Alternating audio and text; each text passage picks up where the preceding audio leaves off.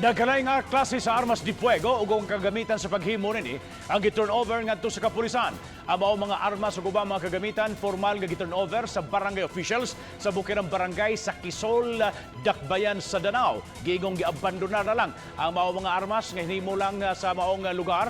Ang kapulisan mipahugot karon silang kampanya batok sa ilegal nga paghimo og mga armas di fuego sa Dakbayan sa Danao. Giingong tago-tago og sa mga suok nga mga lugar nga mga nangabuhi gihapon ang gun industry. Nanawagan ang kapulisan sa mga nalampigit nini nga itugyan kini ngadto sa mga awtoridad.